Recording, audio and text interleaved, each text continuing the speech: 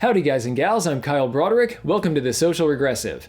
We are continuing to work on our Savage 12FV and 6.5 Creedmoor. The goal for this rifle is to be able, for about $1,000, to end up with a rifle that can hit targets out at a mile. The parts that you see here on the bench, these are the ones that are going to get it done. And there are a couple of prerequisites before today's video, which is going to be about mounting and leveling a scope. There are going to be certain dimensions that you need to figure out, so make sure you get your proper length of pull. That's one video that I'm going to link to somewhere around here so that you can see how to get your perfect length of pull. It's actually a really simple process and it's a really short video, but very important for any rifle that you're going to be shooting. And then we also have one on base bedding.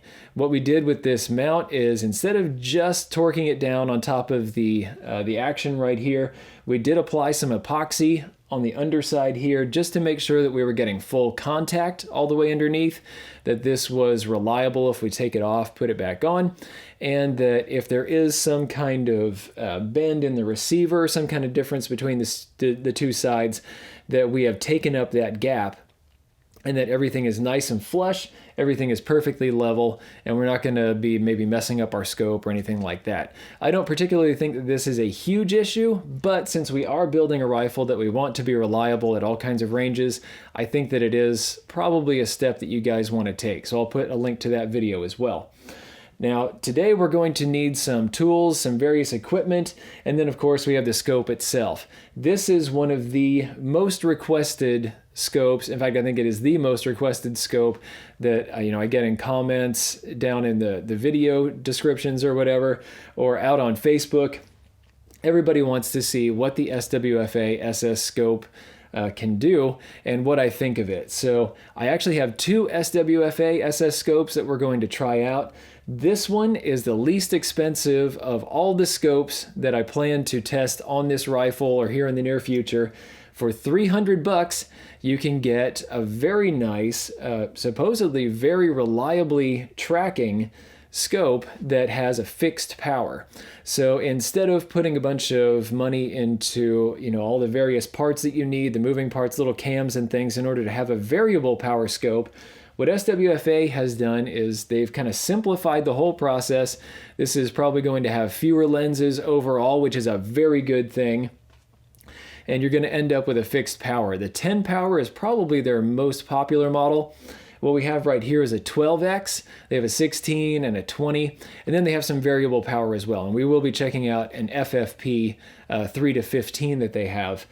Basically, the two scopes are very similar. 42mm objective, which is a tad on the small side, but it has a very nice mil-quad reticle. This should be able to get the job done, especially since this does have quite a bit of travel inside that tube for adjusting elevation. And one thing that I should have mentioned, this base right here, the Weaver, this is the 20 MOA mount, so this is going to give us a little bit of extra compensation as well. We're going to need as much drop as compensation as we can possibly get out at a mile. There is quite a bit of drop with 6.5 Creedmoor out at that distance.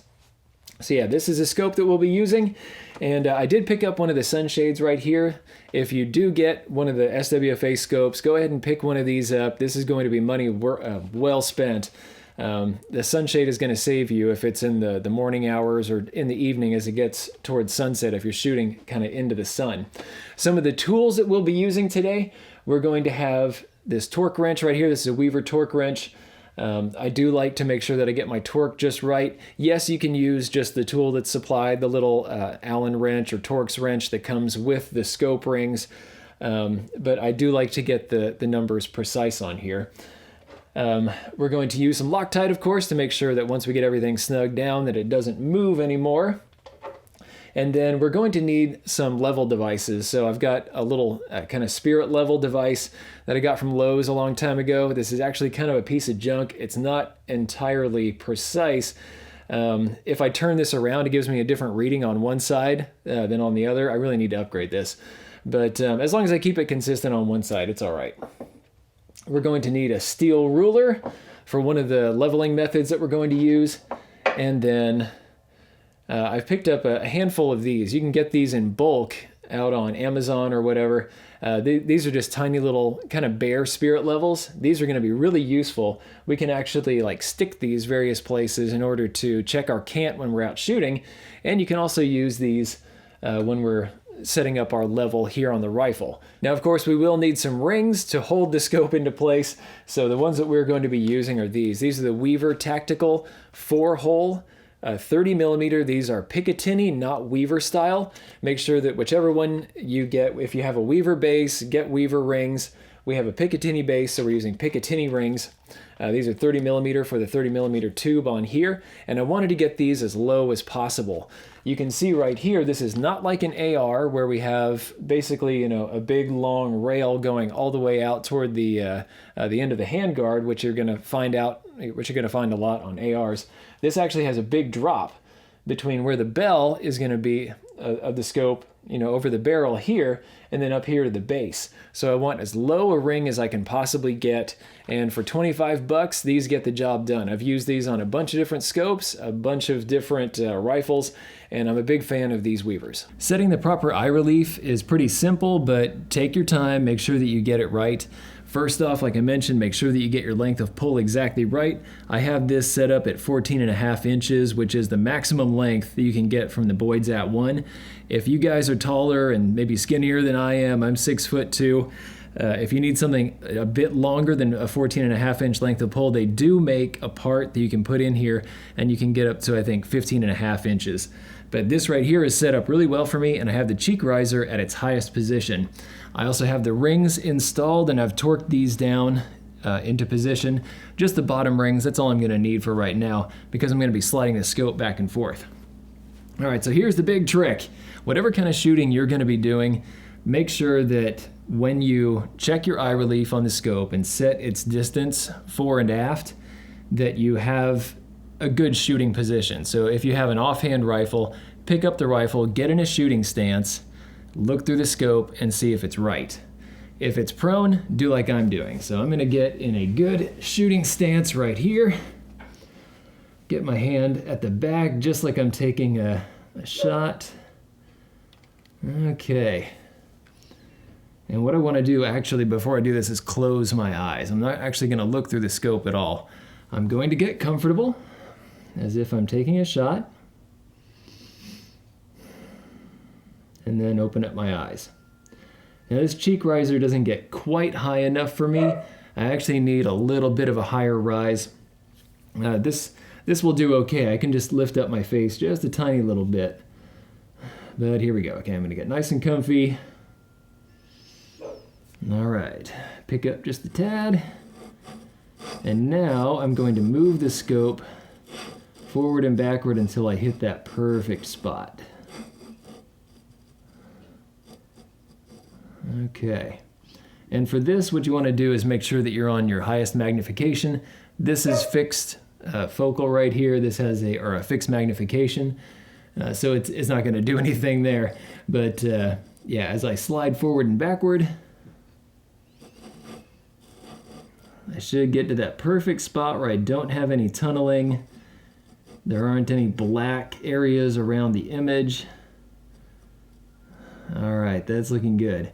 Now you can see that to start with, I had my scope ring, my rear scope ring pushed as far back as it would go. And I know that I'm going to need that every time I set up a rifle. Just because I am a taller guy, I have to have that really long length of pull. I end up just a little bit further back on the rifle than a lot of folks would. So right about here is looking perfect. And now, high-tech tool right here. I'm just going to take a pencil, check and make sure that everything's looking good, yeah. And I'm going to make a marking on the scope right up against the side of the ring. And that's going to remind me what my eye relief needs to be on this scope when we go ahead and do the cant coming up next. As you can see, I have already leveled my rifle in the vise. So I got my spirit level right here telling me that everything is just fine. This is going to be my level from now on.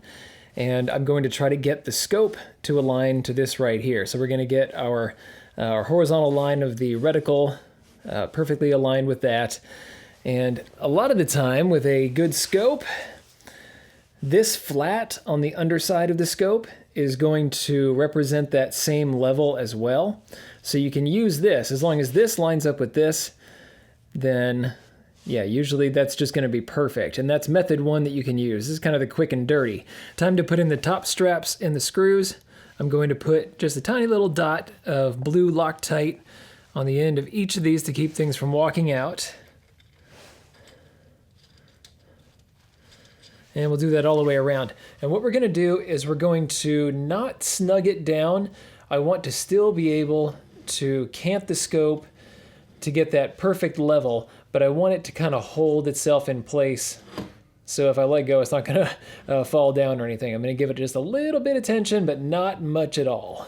One thing that I've mentioned in other installs, we want to make sure that each of these is screwed in the same amount. We don't want one side pulling down all the way flush with this right here and then leaving the other side kind of gappy.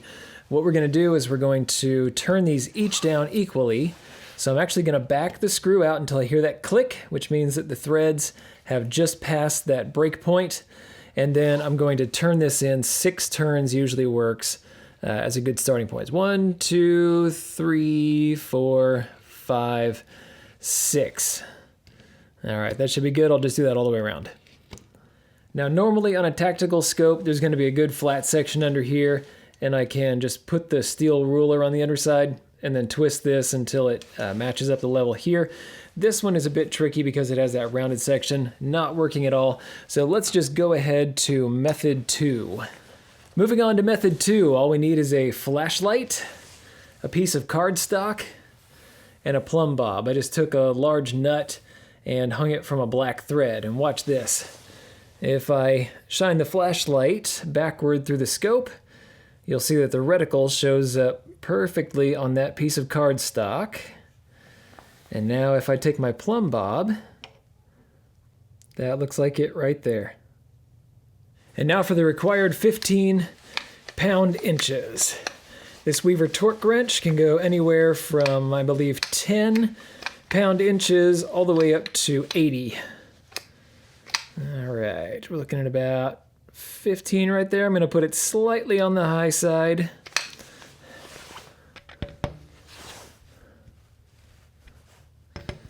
I'll try to do these equally.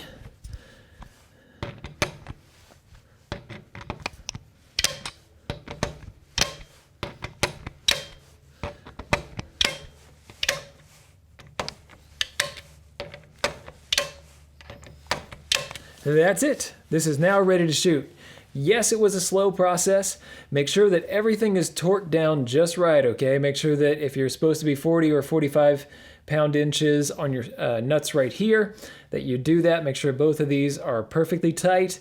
Make sure that these are down to, if you use these rings, these should be 15 pound-inches all the way around.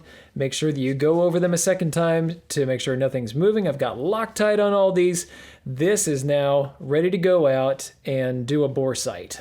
Thanks for watching the video, guys. Make sure that you like, share, subscribe, hit the notification bell to see when new videos come out. This series is going to have a bunch of videos in it. Not just little ones like this. We're going to get out and do some practical shooting, I swear. We're going to get out, we're going to test this at various ranges. We'll try doing some speed shooting. We'll try some long distance shooting. And of course, we have that mile coming up. Thanks a bunch to patrons of the Destructive Arts that have made this build possible. Thank you, Sportsman's Guide at 338 Lapua Magnum and Peter at the 300 Win Mag level. You guys are really keeping things going around here, and I'm excited to see where we're going to go with some of these new rifles. Thanks for watching. If you liked this video, be sure to like, share, and most importantly, subscribe. Even if you didn't like this particular content, go ahead and subscribe. There's probably something coming that's more up your alley. Check out this playlist right here. This is going to have videos in a similar vein to what you just watched. These 2 videos we cherry-picked for you. And finally, The Social Regressive is on Patreon. So you can become a patron of the Destructive Arts and earn some goodies while helping us to provide high-quality videos just by kicking us a few bucks a month. Thanks a bunch for your patronage.